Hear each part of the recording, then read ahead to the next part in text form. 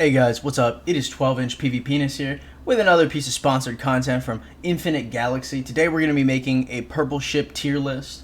A lot of people in my alliance were kind of struggling with which direction to go when they invested in, and I thought I'd make it for y'all. So things that I'll be looking at when I make this tier list is I'll be looking at what weapon type they're using, kinetic, laser, missile, how it fits in with different ship types, because, the level, even in odd tiers of ships, have different weapons. Generally, you want your marquee ships to fit in with the tier 7 type, and the reason why you want to do that is because that's a really solid mid-game ship type. You can get a lot of your marquee weapons at that point.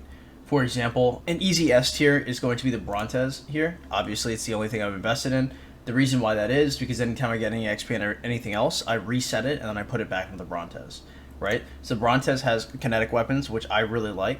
The Brontes has negative shield and plus attack. I think damage is much more important than defense here in just about every situation, especially when you're using cruisers, because frigates are the ones that want to be tanky, and so you just don't care at this point. Having 60% of stats, this is just kind of like the average of what you should be looking for. I think HP is an awesome stat to have since cruisers have so much of it, and I think attack is obviously always the marquee. Over here, this skill is pretty nuts to me because increasing damage when you are over 70% HP is really strong.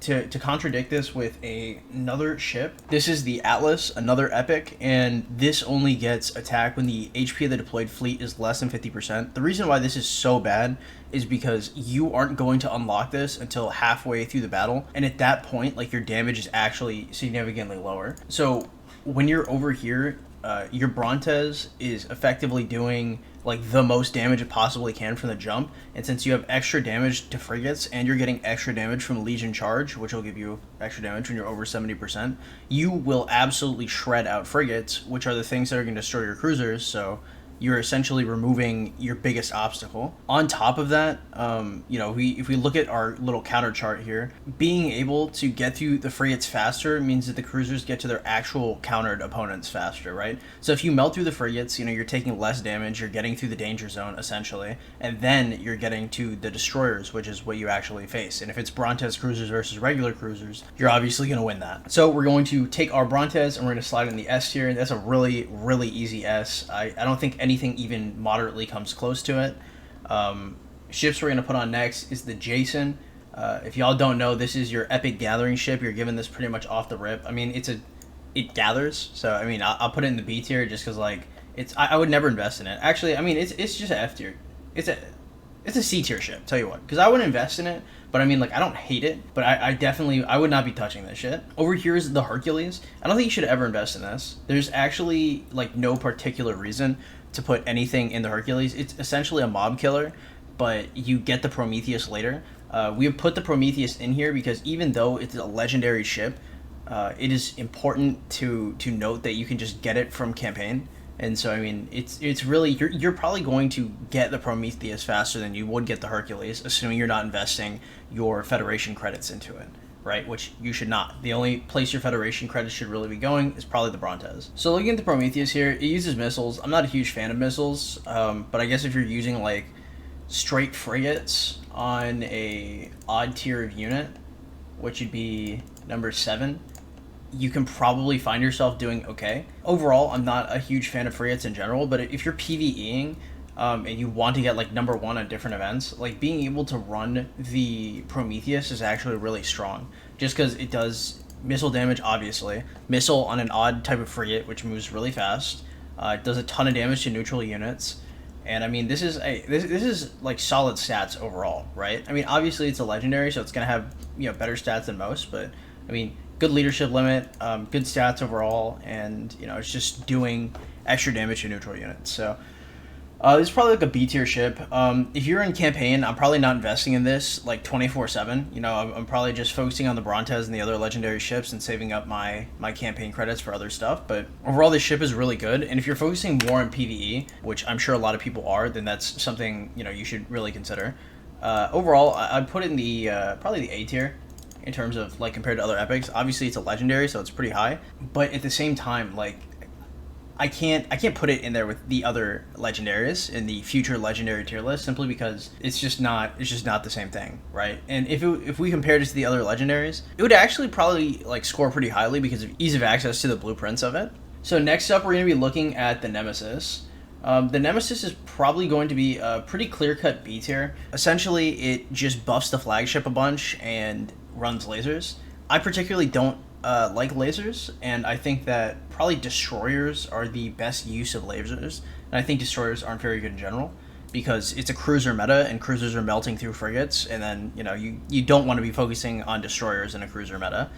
I think that destroyers aren't terrible, but I think that cruisers are definitely shitting on destroyers right now, and I think that investing into the Nemesis in terms of like late game combat is probably a mistake if you're going for lasers on them. So I'd probably put it in a B tier. I think it's really strong, especially for like free to play players to try and bust through the campaign early.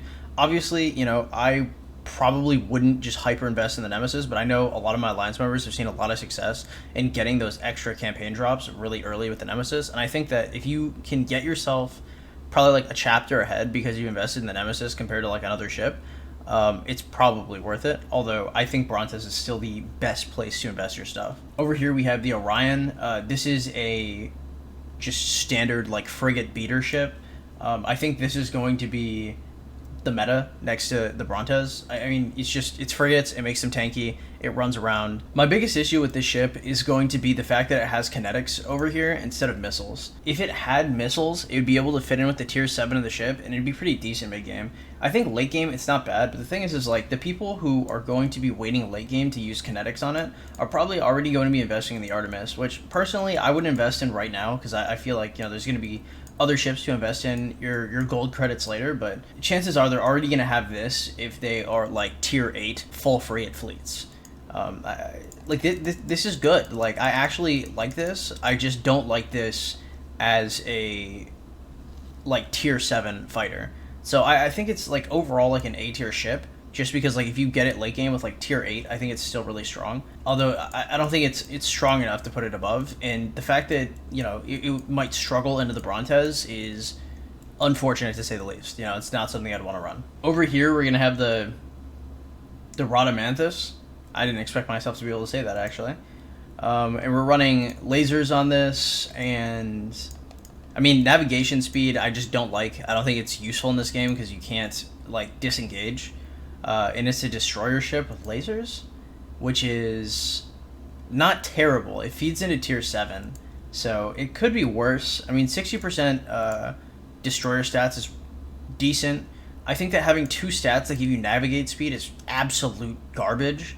I think that having 30% warship shield is probably not bad. Destroyers have pretty decent shields. These are just really low overall, right? Like, I don't know why like the stats are getting so lowballed for destroyers, because like I'm definitely like, you should not be giving a fuck about your navigation speed if you're running destroyers, right? Because I mean, you're going to be clicking up with all your allies anyway whenever you attack something, so it's more important that you just have more DPS rather than you just be able to move around faster, right? If you had the ability to disengage, I might value this more, but I mean, you don't, so there's no need. I'm not a big fan of the I guess the legendary version of the Hades, but the Dorado Mantis. So over here, we're going to put it probably in the C tier. I don't think it's like F tier like Hercules, obviously, because the Hercules is like a watered down version of Prometheus, which you can just have. So I mean, obviously, I wouldn't use this, but I mean, look, the Dorado Mantis, it's okay. Would I ever want to invest in destroyers in this capacity? Hell no, right? Like, that shit's not happening. Next up on the docket is going to be the Theseus. I think the Theseus is pretty fly overall in terms of like things you can use missiles with. I think that if you want to run, you could probably run this with frigates in like a tier 7 frigates, or you could run it with tier 8 destroyers. My biggest thing about this is like it's pretty versatile and it gives like quite a lot of stats, and so you can kind of decide like which ship you have, and whether or not you want to focus more on like armor, shields, or attacking. Like the ability to be able to run frigates for PvE with the Theseus for speed, and then to be able to run like not terrible destroyers in PvP is actually really clean overall. I think that like in terms of making me palette running destroyers, like the Theseus is probably up there, and the ability to run with different unit types, not in a terrible way. Obviously, I'm not a huge fan of how tanky it is. I think that like you'd probably want to run it with odd tier frigates, but if you want to run this bad boy with destroyers, I probably wouldn't be absolutely awful. Yeah, so we're gonna put the Theseus in the A tier. I think I'm actually gonna put the Orion in the B tier, just because like I don't mind frigates, but like I think that the Theseus is marketably better. I'm gonna put it above the Nemesis though. Okay, next on the docket, boys, we're gonna be looking at the Apollo. So this is the epic version of the Odysseus. Overall, I wasn't super impressed with this ship. This ship actually pissed me off quite a lot. I'm not gonna lie. It was very frustrating because obviously this ship is like very squishy and it is meant to just do a lot of damage. I think that this is a pretty good ability. Overall, the fact that it has marketability with 3 different ships is fine. The issue is that it uses lasers, so I mean it's really only marketability with cruisers and destroyers. If you're using cruisers, you're obviously fucking using the Brontes. So, I mean, yeah, this is a destroyer ship. I think the leadership limit is probably okay. It's not terrible. And I think this ability is actually horrendous. These last 2 abilities are like a real deal breaker for the ship. This ship is like... I think this is an F tier ship, actually. Just because, like, this damage... If this was better, I might consider it, right? But this is only 50% of stats against a counter, right? Versus like most people are just giving you 60% of stats like altogether for an ability like this. The leadership bonus is honestly, not bad. Like I'm not like tripping over it. I don't know like how marketably better it is late game, but I know early game like having 1500 extra leadership is pretty fucking strong. Over here, like this is the reason why this is bad is because it doesn't matter what you're losing. It matters how much damage you're doing to the opponent. Right? It's not necessarily like this game isn't really a war of attrition because like you guys just need to kill as many units as you can. Like once something starts burning and you can kind of surround it, it just matters like how fast you can kill something before it gets reinforcements, right? Because everything stacks on top of each other. If you do more damage faster, you're good to go. And this is not. I mean, this is like very greedy. I would go as far as to say I'd be very pissed off if you're running this during war. Like we're trying to fight out here and you're worried about your casualties, right? Like, I mean, you might as well bench yourself. Okay, very frustrating. I don't want to see anybody with this fucking ship, dude. And then over here, like, attack and defense when the HP of the defeated, of the deployed fleet is less than 50%. Like, this is supposed to be a heavy damage dealing ship, and doing damage when it's below 50% is absolutely psychotic. I mean, there's no I mean, like, yes, it's just like 100% of stats, sure. But like you're not going to be able to use this when it's basically at all important. I think because even the armor, like because the armor only activates when you're below 50%, that means that you're essentially getting like 24% armor, if that makes sense, right? Because it only activates on the latter half. So the first half of your armor, which is where most of your damage is, just disappears clean off because you don't have any stats on it. And then your attack kicks in like when you're already like half HP and you're doing less attack. Very frustrating. All right, we're going to slam the Apollo. I'm gonna F tier the Apollo. That ship honestly pisses me off. I would actually rather run the Hercules, so we're gonna run it in the last tier. The last one here is going to be the counterpart of the Titan, which is the Atlas. So if you guys don't know, the Titan is what you get in like your first power event in the server. Overall, the Titan looked pretty good. I don't know, obviously, if missiles are ever going to be, like, super meta. But, I mean, like, I don't know. Over here, like, 30% stats isn't awful. I'd rather have this flat than 48% below 50%. But, I mean, this is like a pretty low-tier ability. But, I mean, look, attack is pretty good. I'm not tripping on it too hard, especially if you're running, like, destroyers. Range is interesting. Honestly, I don't know the ramifications of how strong range are in this game. I haven't seen a huge issue with or without it. Over here, I mean, we have less than 50% total HP. You gain 60% warship attack.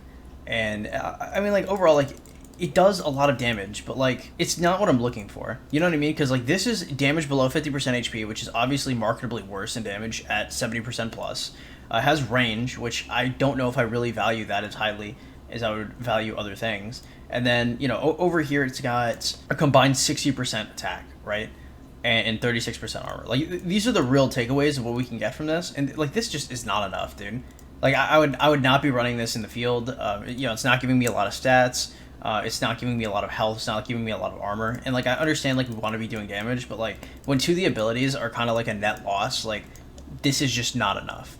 I think depending on how range works in our actual combat, you could try and argue that, like, range is a kind of attack increase because you can attack with less walking time, but I think even that's a stretch. I really wouldn't be using the Atlas. So smash the Atlas. I'll probably put it as a C tier. I don't think it's like particularly terrible. I'll probably put it as a high C tier, right? Because I don't think it's absolutely awful, but I'm definitely not running it when I'm comparing it to the Theseus, bro. Like the Theseus exists. If you want missiles, just run the Theseus. Like, you know, case closed. I think that the ships that we should be looking to invest in is either the Brontes or the Theseus, or if you're really active and you think you know what the fuck you're doing, you consider the Nemesis. I didn't think I had enough arrogance to run that shit, but I know a couple of my alliance mates have been running the Nemesis and having a good time with it. If you enjoyed the content, be sure to follow me on Twitter, on Discord, on YouTube. Hit that like button, that subscribe button, that notification bell, all that good shit. If you guys are watching this video right now, we are currently live on YouTube. And if you guys want updates for when I go live or when I post new stuff, or you want to ask me any questions, make sure you join the Discord in the description below. If you guys don't know what this game is and y'all want to check it out, my download link for the game is also in the description below. We stream this game every single day at 0 UTC. So if you guys want to check it out or ask any questions, that's also a good place to find me. Have a good one, guys. Deuces.